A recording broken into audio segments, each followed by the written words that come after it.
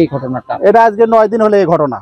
এটা যখন মনে করেন যে 260 ফুট যখন দাবান হয় তখন একটা তর বাচ্ছিল, ওই তরটা যখন ইয়ে হয় তখন থেকে মনে করেন যে আমরা হাউজত পানি দিই, সেই পানি মনে করেন যে ওই জোয়ারটা যখন ফাটা গেছে তখন তো জোয়ার একটু একটু করে আসা শুরু হয়েছে, পাইপ আমার পানি দেওয়া লাগেনি।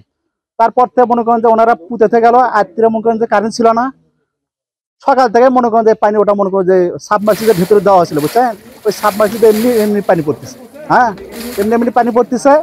পরে ওই অবস্থা 3-4 দিন পড়লো, তারপরে ওনাদের খবর দেওয়া হলো, থানার থেকে লোকজন আসলো, আপনার আরো সাংবাদিক আসলো, আসে আন্তর মনে করেন তারা মনে করেন দেখে গেল, হ্যাঁ চেয়ারম্যান আসলো। তো এখন মনে করেন ওটা সেটা মনে করেন পাইপ আরো উঠাইয়া দেওয়ার পরে আবার মনে করেন পুরো পাইপ দিয়ে উঠতেছে।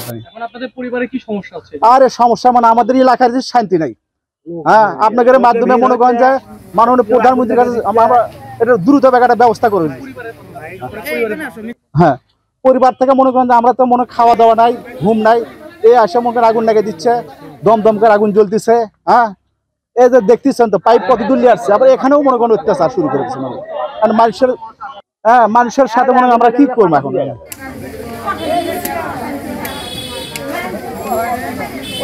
বাবা এখানে মাজার আছে, এখানে অনেক কিছু ইয়ে করলে এখানে মাজারে মুক্তি হয়। মনে করেন একবার মহাস্থান থেকে মানুষ মনে করেন যে চেয়ারম্যানের দ্বারা ছিল, তাই এটি মানুষের ছিল যে আমি যদি লুটতে পারি তাহলে এটি খাসি নিয়ে এসে আমি জবাই করে ছিনি করে দিয়ে যাবো, তো উঠছে এখানে করে দিয়ে গেছে। তো এখানে যাই কোনো ঘটনা ঘটলে এখানে মানুষের করলে ভালো হয়। এখানে এখানে আপনার কি মনে হচ্ছে এই মাজার আছে, এই মাজারের কোনো বিশেষ রহমতে এই পানি হচ্ছে, এটা কি মনে হয় কি? আল্লাহ এখন খবর পাবি বাবা, আল্লাহ ছাড়া কেউ খবর পারলাই। ওইখানে যে আসে ট্রাক আটকে দেয়, ট্রাকে মানসত করে দিয়ে গেলে ট্রাক ছেড়ে দেয়।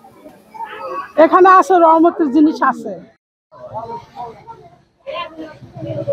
সে মাজারটা খুব দামি মাজার, ওখানে মেয়ের বেটা বাস করে, ওখানে অনেক মানুষত করলে সেখানে সংশোধন হয়, বা যে বিপদের মধ্যে পড়ছে তাই যদি ওখানে মানুষ করে তার সেটা বিপদ থেকে উদ্ধার হয়।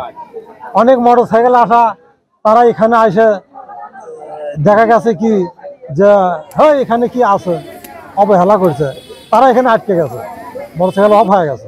ওইটার সঙ্গে এটা কোনো কানেক্ট হতে পারে, যেহেতু পাশে অবাস্তবের কিছু নেই, আল্লাহরই ইচ্ছা।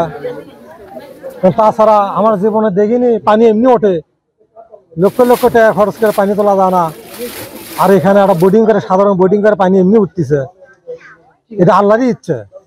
আমাদের এখানে এখন থেকে 15 বছর আগে এই এলাকায় যখন জরিপ করে যায়, জরিপ করে যাওয়ার সময় গ্যাস পরীক্ষা করে গেছে, সেটা আমাদের এই বুরুজের সঙ্গে লাগিয়ে যে কালুরাঙ্গা গ্রাম আছে, কালুরাঙ্গা ইয়ে বেওরা ভাষা বলে, সেই বেওরা ভাষা পর্যন্ত আমাদের ইয়া আছে একটা, সেখানে হলো পরীক্ষা করার পরে বলছে এখানে ছোট একটা গ্যাস খনি আছে, এবং এর পরে পাথরের খনি আছে ইটেলপুর করে কয়, যেটা ধনঞ্জয়ের সামনে এই জায়গায় হলো।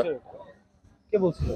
ওখানে ইয়ে যখন যারা পরীক্ষা করেছে এখানে তারা হলো পরীক্ষা করে যাওয়ার পর গ্যাসের লোকজন যখন পরীক্ষা করে চলে যায়, তারপরে এই সংবাদটা আমরা পেয়েছি। তারপরে কিছু করেন আর কিছু বলেন? আমি দেখলাম, আমি শুনতে পেলাম নাকি এখানে একটা অলৌকিক ভাবে বাড়ি উঠতেছে, তাই সবাই পাশে গ্রামে ও পাশে সবাই ছুটে আসতেছে। আমি মোবাইলে দেখছি, সবাই ভিডিও করে নিয়ে গেছে, তারপর আসে সত্যি চোখে দেখলাম, হ্যাঁ সত্যি ঘটনা। কি মনে হচ্ছে আপনার যে পার্শ্ববর্তী একটা মাজারও আছে, আবার এই ঘটনা? মাজারকে আমি বিশ্বাস করি না, তারপর যাই হোক এখন এটা অলৌকিক ভাবে মনে হচ্ছে। কারেন্ট ছাড়া মানুষের ভয় চাপ ছাড়াই একটা আল্লাহ তরফ থেকে যে গ্যাস আর পানি যে উৎপন্ন হচ্ছে, এটা দেখার জন্য আসলাম।